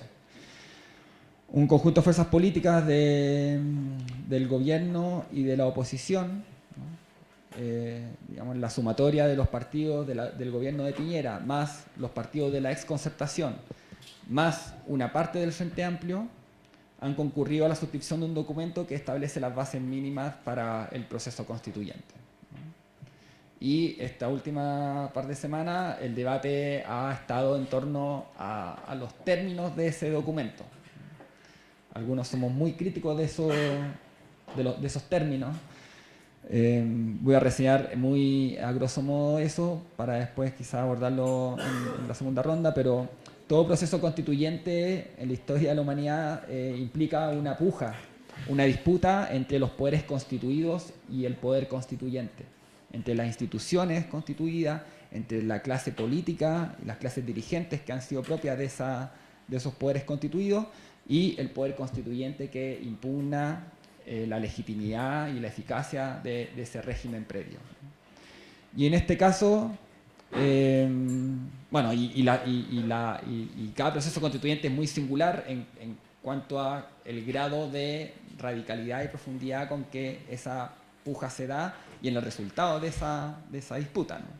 Hay procesos donde el proceso implica un poder constituyente que pasa por encima totalmente de los poderes constituidos, y hay procesos donde los poderes constituidos logran amarrar, logran controlar la fuerza constituyente y logran un proceso más bien pactado y transaccional.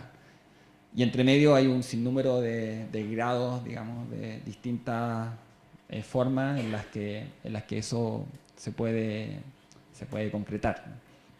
Y en el caso de los términos de este documento, a juicio de las posturas críticas, a él se le da un control muy fuerte por parte de los poderes constituidos al proceso constituyente en curso. Se instala una comisión técnica que le da mayoría a las fuerzas continuistas, y más bien quienes anhelan un cambio más bien cosmético y no sustancial al orden constitucional. Se establece un sistema electoral y de presentación de candidaturas que mantiene el sistema actual y que por lo tanto se le da una posición de privilegio, de mayor facilidad a los partidos políticos constituidos en relación a las fuerzas que se han movilizado este mes y medio.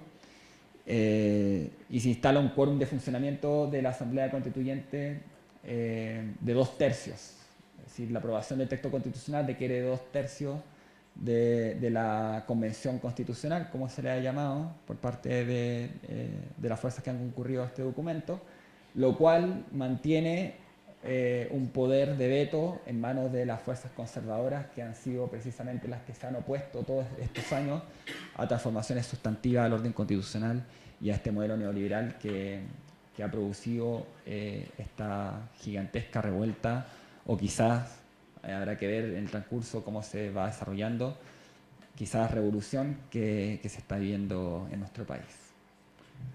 Eso.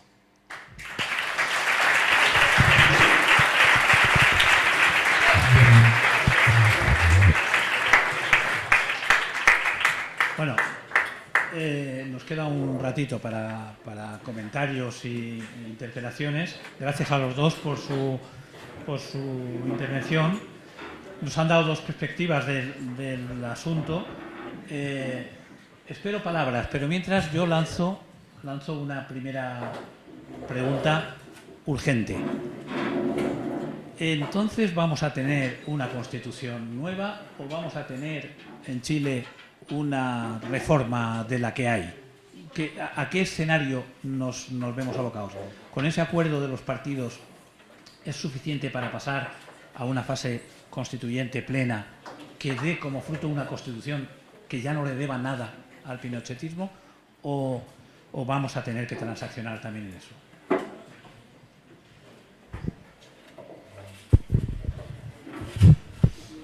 A ver, yo creo que el gran problema tiene que ver con el carácter que parece ser fallido del proceso. Me explico. Hay un filósofo ruso, Herzen, que decía que cuando se producen cambios en las sociedades, todos estamos esperando, ansiosos, que aparezca el heredero, el hijo de la época que va a conducir los nuevos destinos. Y normalmente, decía Herzen, las épocas de turbación no aparece ningún heredero, solo hay, dice, una viuda embarazada. Una viuda embarazada, la palabra viuda significa hueca y embarazada significa preñada. O sea, es una contradicción en los términos. Eso significa que lo que nace de allí es un ser que no se hace cargo, no es capaz de hacerse cargo del proceso. Pues bien, da la impresión de que este nuevo proceso constitucional se podría terminar sumando, y desgraciadamente es así el juicio, se podría terminar sumando al conjunto de instituciones que terminan por caer en esta crisis. ¿Me explico? En Chile, los militares llegan después de la dictadura, esto es insólito, los militares y la policía llegan siendo las instituciones más respetadas después de la dictadura. Y van perdiendo los últimos años por casos de corrupción, y ahora pierden lo único que les quedaba, que era el miedo. O sea, antes nosotros nos imaginábamos en Chile que si salían los militares a la calle no había forma de hacer algo. En esta pasada los militares estaban aquí de pie y la gente estaba saqueando el supermercado atrás y pasaban al lado del militar. Porque saben que no tienen ni siquiera la legitimidad para poder disparar. Entonces el presidente Piñera, cada decisión que fue tomando, fue destruyendo todas las instituciones, incluso aquellas las más terribles y sórdidas. El Consejo de Seguridad Nacional, fue destruyendo las instituciones militares, las instituciones policiales, y entre otras cosas, usa como ficha de cambio de todo el conflicto una herramienta tan importante como el cambio constitucional. Y la pone al frente y dice, esto estoy dispuesto a dar. Cuando todos saben que no está dispuesto a dar otras cosas. Y por tanto, deja la Constitución como algo que es menos importante que el resto de las cosas. Y la gente dice, bueno, pero esto no es lo que estábamos esperando. Estábamos esperando la noticia de un apoyo social, de un sistema benefactor. Pues bien, entonces la situación es bien dramática. A mi juicio, el día 1 esto logró tener una cierta energía, y a poco andar, errores mediante varios de ellos, del documento mismo, pero también de la situación política contingente, el acuerdo se ha ido devastando. Hubo un gran esfuerzo de subir al partido del fundador de la Constitución al acuerdo, cosa que era un error. Probablemente los más convenientes que quedaran fuera, pero hubo un gran esfuerzo hasta los sectores de izquierda, qué sé yo, de que estuviera la UDI, cuyo fundador Es el partido que mejor hereda pinochetismo. O sea, de hecho, el creador de la Constitución es el fundador de la UDI. Bueno, y hay un segundo factor que se dice muy en simple. ¿Y cuál es el proyecto que tenemos? Porque cuando uno dice, bueno, hay que cambiarlo esto, uno tiene que venir con algo, ¿no? Cito a Milton Friedman. Cito a Milton Friedman. Él decía, uno mientras los tiempos están difíciles para nuestras ideas, tiene que existir. Tiene que estar hablando cosas, diciendo cosas. Tenía el proyecto allí escrito y trabajando. Y cuando venga la oportunidad, que siempre es una crisis, decía él, ¿ya? Entonces hay que entrar. Bueno, hoy día efectivamente los sectores de izquierda se quedaron muy cortos desde el punto de vista de la propuesta política. Muy cortos. Y sencillamente, de hecho, son denostados por los miembros del movimiento social. Entonces, el asunto se ve más complejo. Yo creo que el proceso constitucional no va a terminar con, yo creo, con una constitución. En Chile estas cosas tienden a funcionar, pero no va a terminar con una constitución que en el fondo nos libere de los fantasmas. Puede ser una constitución que incluso sea súper distinta a la de Pinochet, puede ser que efectivamente sea emancipadora en muchos aspectos, puede ser el texto perfecto, pero desde el punto del significado político de esa constitución no va a ser capaz de emanciparnos. Y bueno, e indudablemente capaz que el texto tampoco no sea.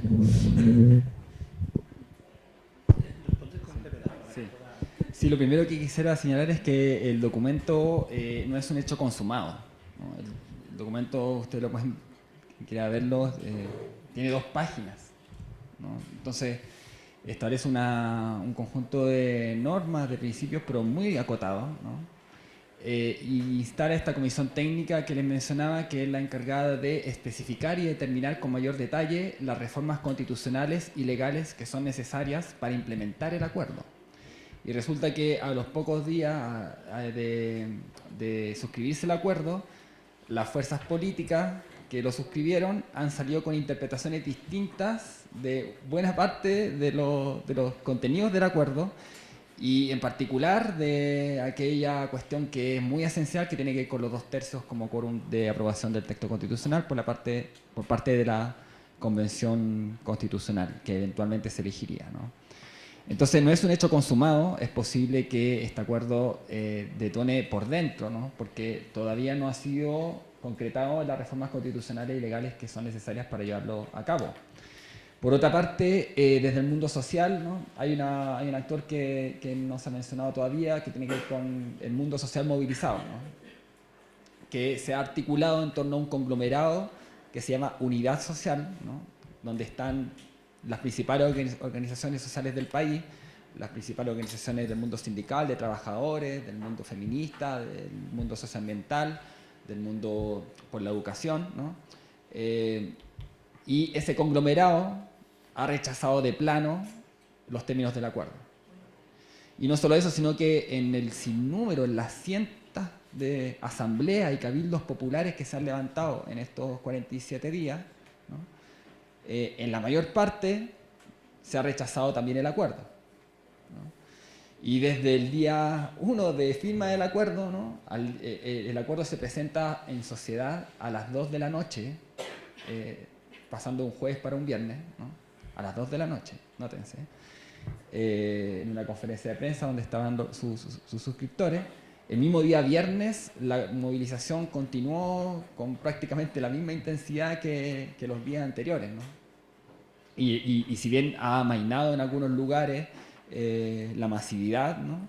Esto se ve más bien a la respuesta represiva y militarista que va haciendo mella también en quienes, y ahí me involucro también, en quienes estamos yendo a la calle a manifestarnos en condiciones de represión militarizada. O sea, lo que les mencionaba, van 25 muertos, pero también miles de heridos, miles de detenidos, 250 personas que han perdido sus ojos.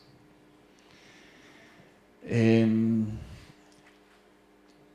documento señala un itinerario. Este itinerario, en resumidas cuentas, es que en abril hay un plebiscito de entrada, ¿no? donde se nos pregunta si queremos o no una nueva constitución y cuál es el mecanismo para hacerlo. Si es una convención constitucional electa 100% para este efecto, o si es una convención mixta de mitad de parlamentarios actuales con delegados constituyentes electos para esta ocasión, o si es una convención constitucional, como les decía, 100% electa para esto, ¿no? En octubre estaría siendo la elección de los delegados constituyentes, ¿no? Lo harían coincidir, hay elecciones regionales y municipales, lo harían coincidir con esa elección. Y, por lo tanto, la Convención Constitucional eventualmente estaría entrando a funcionar a fines del 2020 y tendría 9 meses de funcionamiento prorrogables a 3. Eventualmente lo que quiere hacer el gobierno es que el 2021, ¿no?, se dé el plebiscito de ratificación del nuevo texto constitucional junto con la elección presidencial y parlamentaria que está prevista para ese año. Pero con las condiciones que les mencionaba, es muy probable, ¿no?, que haya una situación de entrampamiento por la instalación de este quórum, por la implementación de este quórum. Porque la derecha ya ha salido diciendo de que ellos no están por ceder en cuestiones que son centrales para ellos, como por ejemplo,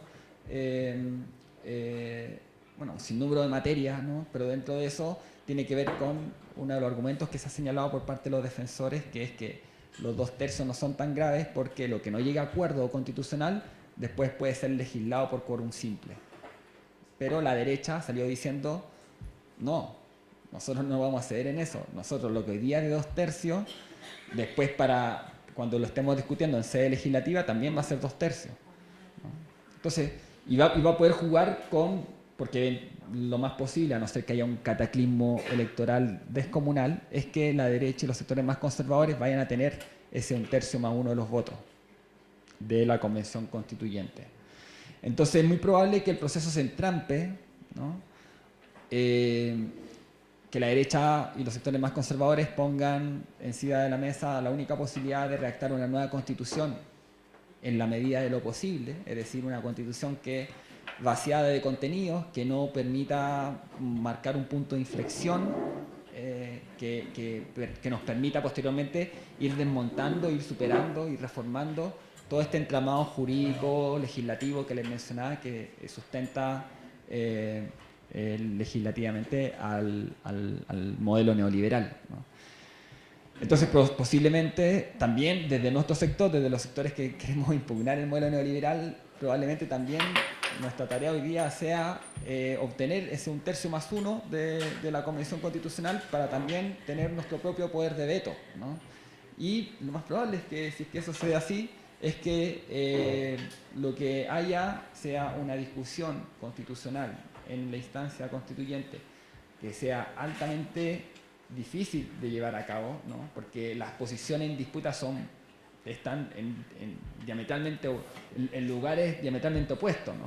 Tenemos una derecha muy recalcitrante que no va a ceder en la reforma de los pilares centrales del modelo, y por otra parte tenemos amplias franjas de la ciudadanía, del pueblo chileno, que queremos modificar cuestiones sustanciales del modelo, ¿no?, para ir reemplazándolo por otro. Y eso además va a coincidir con una elección presidencial y parlamentaria, en víspera de una elección presidencial y parlamentaria. Entonces, imagínense ustedes la tensión que va a haber, ¿no?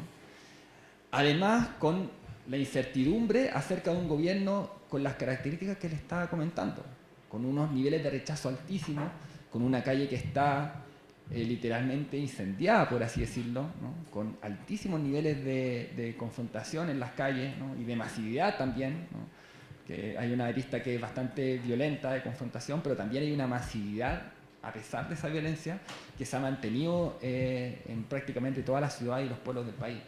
Entonces, no sé si un gobierno en estas condiciones aguante 2 años y medio más, ¿no? Lo más probable es el bloqueo. Entonces, eso.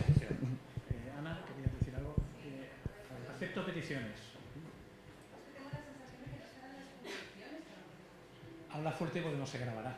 Bueno, lo que procedía desde mi punto de vista la división de Piñera y Soca, en el sentido en que ha de liderar la propia legislación urgente para declarar un estado excepcional, sacar los militares de la calle y las consecuencias que tiene a nivel de sociedad, de protesta y de revuelta social. No lo hace y anuncia un proceso constituyente que es su salvavidas y le quiere aplicar al pueblo. Esto es básicamente ha sucedido. El acuerdo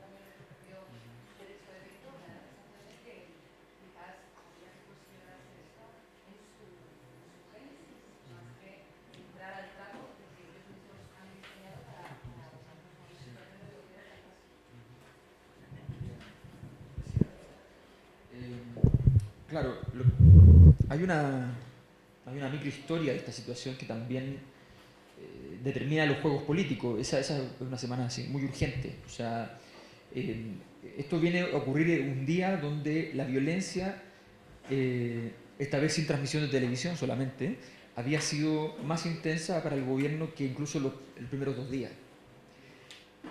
Y Piñera iba a tomar la decisión de convocar a estado de sitio para que los militares salieran, pero salieran a disparar. Y él había llevado a un ministro de Interior que era, entre comillas, de los dialogantes y pacifistas. Y a una vocera de gobierno nueva que era de los dialogantes y pacifistas. Entonces tenía a 2 pacifistas con una pistola en la mano. Y ellos le dicen, por favor, le dicen, deme 24 horas para conseguir un acuerdo con la oposición. Y ahí entonces, ¿y un acuerdo para qué? Para un cambio constitucional. Entreguemos eso y avancemos por esto. Era la desesperación porque ese martes precedía a un día jueves donde se concurría el aniversario de un asesinato emblemático que había hecho este gobierno a un mapuche el año anterior, que era el asesinato de Catrillanca. Cuando estabas tú en Chile, exactamente. Y que había sido una tonelada de mentiras lo que se había dicho en ese instante. Y que habían quedado todas demostradas además como tales. Pues bien, entonces el cóctel fue un chantaje a la oposición muy fuerte, con un ministro de Hacienda que aparentemente llamó a 2 o 3 de los líderes además y les dijo que si esto no calmaba la violencia, era posible que el viernes o el lunes hubiese corrida bancaria. Por tanto, la oposición, gran parte de sus partidos quedan prisioneros, ¿no?, de un relato donde están la crisis económica acá, los militares allá y una salida constitucional que tendrían que salir celebrando. Y eligen la puerta más fácil, o sea, pero que efectivamente sin profundidad política, sin sentarse y decirle, ok, nos sentamos, pero a ver, ¿ya? Las condiciones del acuerdo en el fondo tienen que quedar claras incluso antes del proceso de negociación, los básicos. Después vemos otras cosas, pero el acuerdo básico tiene que estar claro. Y eso es lo que no se hizo. Se operó con un acuerdo genérico que después, entonces, en esa noche se transformó en lo que se transformó.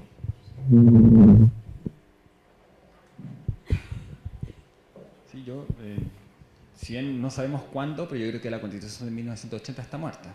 Yo creo que el golpe de gracia, de hecho, se lo dio mismo Piñera cuando violó la Constitución al dictar el estado de emergencia y cómo se desplegó en ese momento la fuerza militar en las calles. Ahora, ¿cuándo y cómo se hará eso? Es algo que todavía es incierto.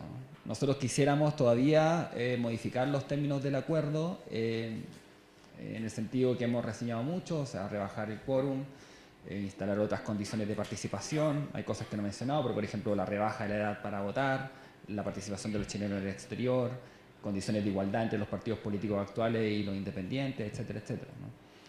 Si es que eso no se lograra, lo que les mencionaba, lo más probable es que aquí haya una situación de entampamiento donde la única opción de una nueva constitución posible sería una constitución, como decía, en la medida de lo posible, ¿no?, acorde al continuismo, ¿no?, una transformación constitucional gatopardista, donde las cosas, el texto de la Constitución cambie, pero en la nueva Constitución no haya nada sustantivo, no hayan contenidos que permitan ir entrando en una nueva época histórica en el país.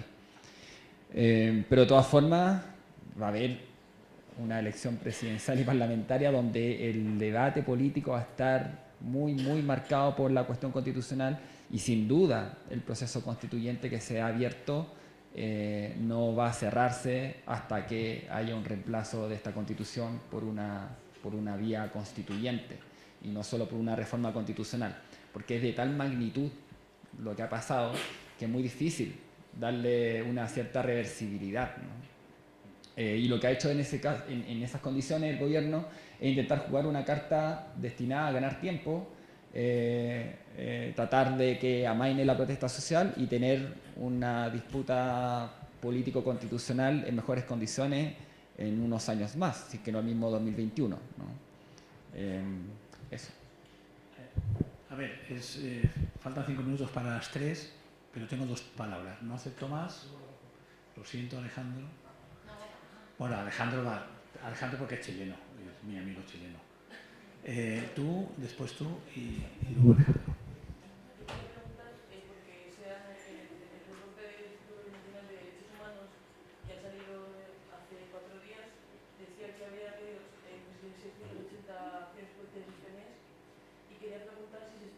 están reconociendo la tortura sistemática en el país, o si se ha llegado a reconocer la tortura sistemática o no. Me parece que está bien. Sí, hay un debate en cuanto a la sistematicidad de las violaciones. Nosotros sostenemos fehacientemente que hay sistematicidad cuando hay un Estado que ha preparado sus fuerzas para esto. Esto no surge de la nada, las fuerzas represivas no sacan de la nada cosas como la tortura, como la desaparición, como la ejecución extrajudicial o como la quema de cuerpos que ya han sido abatidos, como ha sido demostrado en algunos casos. Esto dice relación, como decía, con una formación de la policía y de los militares chilenos que está directamente involucrado con lo peor de la política global, con el imperio estadounidense, con el envío efectivo a la Escuela de las Américas que sigue en funcionamiento, con la instalación en Chile de una base militar policial en la región de Valparaíso, en Concón, en conjunto con Estados Unidos, donde se ha adoctrinado y preparado a las fuerzas para escenarios de convulsión social como la de actual. Tiene el antecedente además de la participación de los efectivos chilenos en la intervención de Haití después del golpe que se le hizo, el golpe injerencista que se le hizo a Jean-Bertrand Aristide, y con la continuidad de unas fuerzas armadas que están cooptadas por un sector de la política y de la sociedad chilena, ¿no? Desde eso no ha tenido ninguna modificación sustantiva después de la dictadura militar.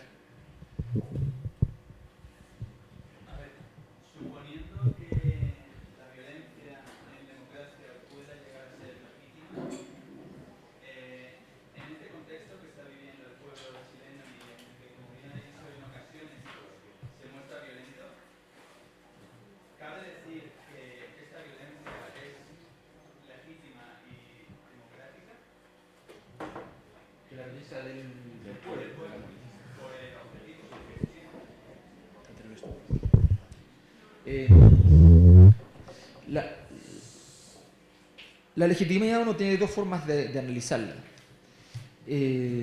Los sociólogos entendemos la legitimidad como un hecho, no a mí me parece que es legítimo.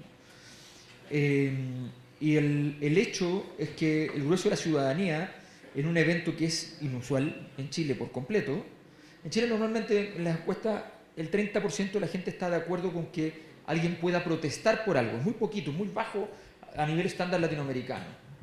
La gente no le gusta que la gente proteste. Es curioso, incluso por cosas que son injustas. Luego, en momentos más críticos como el 2011 o ahora, los medios que se han utilizado para protestar normalmente crecen en las encuestas hasta un 60%. En este caso, hubo un apoyo implícito y explícito, sobre todo en los primeros días, de un modo muy radical, a la violencia, porque básicamente toda la violencia se depositó en aquellos objetos que en la ciudad simbolizaban algo real de todo este proceso anterior. Lo que más se rompía eran farmacias, habían tenido un escándalo de colusión, supermercados, escándalo de colusión. Lo que más se rompía era el metro y los autobuses, que tienen que ver con una tragedia durante 20 años, desde que se reformó el sistema de transporte en Santiago, que había derivado de muchísimo gasto público, muchísimo gasto privado y un sistema horrible, que había terminado siendo para la gente incluso peor que el que se había solicitado cambiar, que era ya bastante malo. Entonces, el conjunto de acciones iniciales parecían responder a un patrón que sistemáticamente y todavía son preferentemente un patrón en cierto tipo de instituciones que reflejaban, se rompían los cristales de las AFP. Si un comerciante pequeño ponía un cartel y decía yo soy un comerciante pequeño, este es el negocio familiar, la gente no lo rompía. ¿Ya? Entonces, efectivamente hay una preocupación de legitimidad que se va rompiendo a medida que va pasando el tiempo, porque a medida que va pasando el tiempo, también efectivamente grupos que profesionalmente, entre comillas, se dedican a la delincuencia, ¿ya? Empiezan a aprovechar las instancias y dejan de hacer otros delitos. De hecho, bajaron todos los otros delitos y se dedican al saqueo, ¿ya? Pero es aprovechando el escenario correspondiente. Entonces se empieza a hacer complejo. Por eso, si un gobierno toma medidas radicales, tú vas a poder separar claramente la manifestación política de lo que son personas que se están aprovechando de las condiciones para poder efectivamente obtener. Otra cosa que fue atacada fuertemente son los bancos y las AFP. La AFP privado de pensiones. En Chile el sistema es privado y las AFP son odiadas, pero que son, los bancos y las AFP además tienen unas utilidades espectaculares, totalmente en contradicción con la realidad de lo que entregan. Entonces, de hecho, una de las plazas más exitosas del Banco Santander en el mundo es Chile. Chile es un país muy pequeño, tiene 17 millones de habitantes y bancarizados en la banca privada, no en la banca pública, tendrá 1,5 millones. Y eso produce 3.500 millones de dólares anuales de utilidad. O sea, es una cosa espectacular.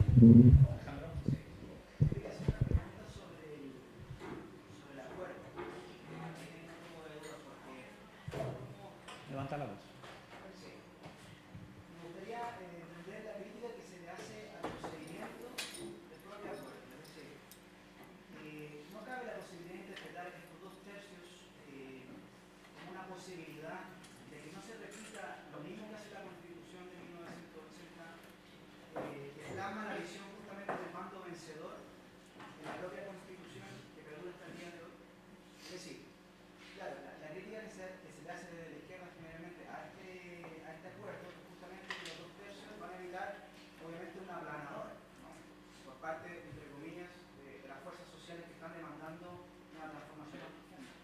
Pero de algún modo pareciera ser como que eso era justamente lo que se identificaba en la Constitución de 1980, ¿no? Que la minoría, o que digamos que la expresión de la minoría se había plasmado en la Constitución de 1980. Entonces mi pregunta es, ¿no es posible interpretar o hacer una lectura como que estos 2/3 justamente evitarían esa misma situación, una aplanadora de vuelta, en el entendido, digamos, de que esta convención constituyente, que lo más probable que va a salir, también sea un reflejo fiel de lo que está pasando en la sociedad chilena? Es decir, si realmente la sociedad chilena quisiera un cambio estructural, la sociedad no tendría que eso reflejarse también en la propia convención constituyente.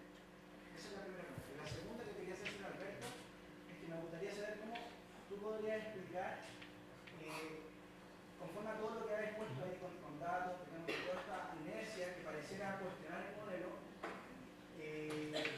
¿cómo sale de esto Piñera cuando todos los indicadores, o sea, se supone que Piñera es el mal de todos los males, ¿no? Representa lo peor de la sociedad chilena?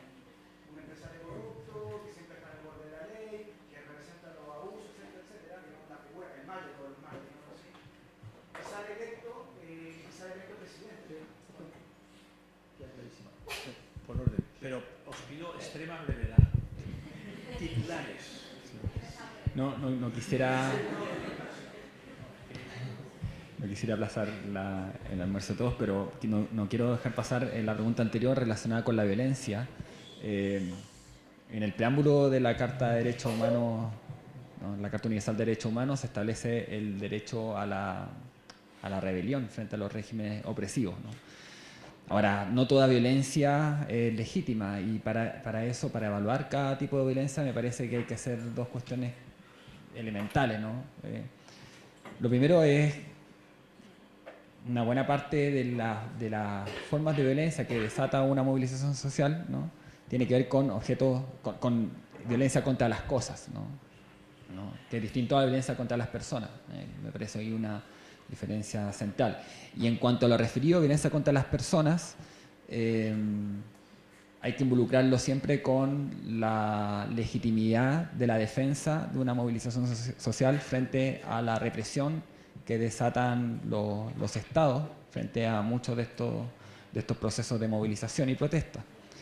Y ahí es central el criterio de la proporcionalidad, ¿no? Y en esos distintos parámetros, ¿no?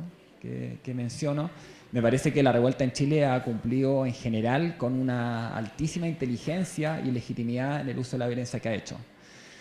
También hay que distinguir el trigo de la paja en esto, ¿no?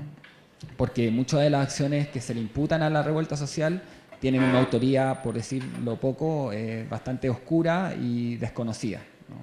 Buena parte de la quema de las estaciones de metro, ¿no? Tienen un nivel de sofisticación en cuanto a cómo se llevaron a cabo, que es muy difícil pensar que fue por parte de manifestantes, ¿no? Y hasta el día de hoy, hay participación comprobada de policías, ¿no? De militares y de personeros de derecha o involucrados a la derecha, involucrados en saqueo y en hechos de violencia, ¿no? Entonces ahí hay que distinguir distintos tipos y formas de violencia.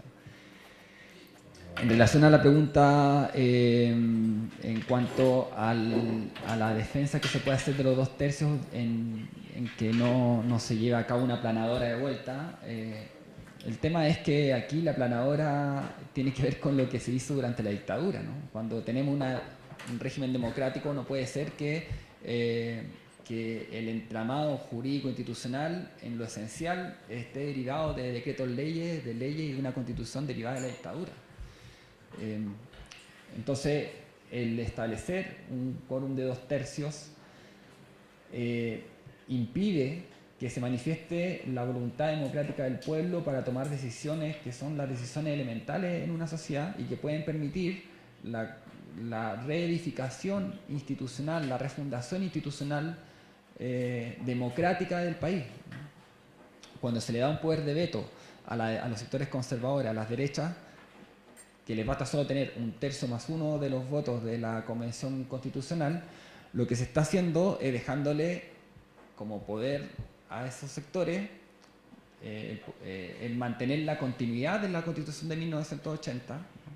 O bien que estos permitan una nueva Constitución que esté vaciada de contenido y que, debido a que, está bien, el debate constitucional puede partir de una hoja en blanco, pero el régimen institucional, el régimen político, el entramado de poderes, las correlaciones de fuerza en las sociedades no son una hoja en blanco.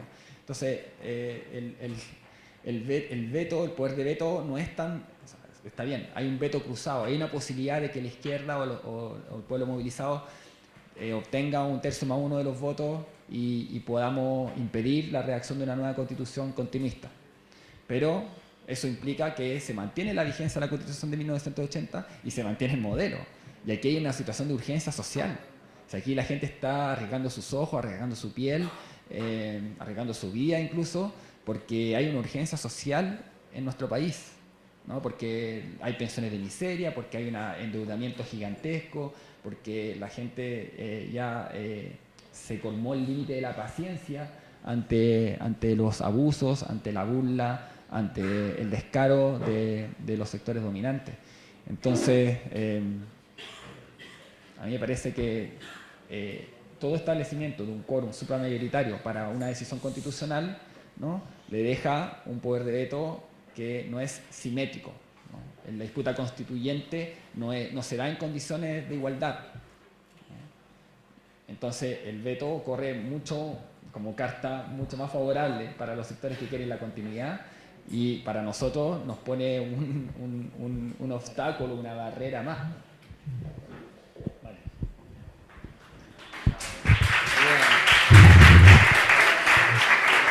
Me queda la respuesta, lo siento, lo hago rápido. Sebastián Piñera, él decía, un multimillonario, empresario, que cuando entró en política no lo querían recibir y puso mucho dinero y ganó, fue presidente una vez. ¿Y por qué fue presidente? Porque la gente dijo, nos va a traer dinero. Nos va a traer dinero. Yo miro para el lado un poco y cuando vuelvo a mirar hay dinero. No sé cómo lo consiguió, pero él sí. Eso pasa en su primer mandato. Su primer mandato es un desastre políticamente, pero le va bien económicamente. Efectivamente, fue probablemente el gobierno donde más aumentó el ingreso de los hogares, por razones ajenas a su gobierno. Había subido mucho el precio del cobre y había habido un terremoto, lo que obligó a hacer políticas keynesianas de apoyo social y por tanto llegó plata a los hogares. Pues bien, entonces la gente recordaba el gobierno de él como un gobierno próspero, pero políticamente inaceptable. Lo detestaban. ¿Qué es lo que pasa después? La incapacidad política, esto ha pasado todas las veces en la historia, la crisis del 29 y el surgimiento del fascismo, qué sé yo. La izquierda no es capaz de tener un proyecto, no es capaz de cruzar el río y hacer cosas interesantes, no es capaz de decir, mire, sí, efectivamente esto es una ruptura y yo quiero proponerle lo siguiente. La nueva mayoría es una propuesta meliflua, solo un ejemplo de las 6 frases que articulaban el proyecto educacional de Bachelet, que era el corazón de la reforma. 4 no tenían sujeto, verbo y predicado. ¿Ya? Era un texto que no tenía que decir nada realmente. Y luego en su gobierno ella se desdice y retrocede. Luego surge el Frente Amplio y lo más provocador que hace el Frente Amplio desde su fundación es pedir que se baje el salario de los parlamentarios. Eso es lo más radical que se propone. Entonces, frente a eso, tú no tienes ninguna respuesta, la derecha astutamente plantea este tema de que Chile se va a convertir en Venezuela con la izquierda lo único que dice, no, nosotros no somos Venezuela, ¿ya? Y punto. Y entonces no hay proyecto, y frente a eso entonces la gente dice, bueno, si no hay proyecto, lo único que me queda es que por lo menos alguien traiga dinero y yo pueda mantener esta bicicleta de la deuda andando, porque es la única forma que tengo para vivir, porque la derecha decía una cosa muy simple. Tú le decías, ¿y cuál es tu modelo? Tanto que me preguntas a mí por mi modelo, y te decía, abre la ventana y mi modelo está allí. Y en la realidad siempre pesa mucho más. Y por tanto, ese es el factor fundamental por el cual se fue a buscar de nuevo a Piñera, pero él entendió que era una apoteosis del neoliberalismo y solo era la última oportunidad.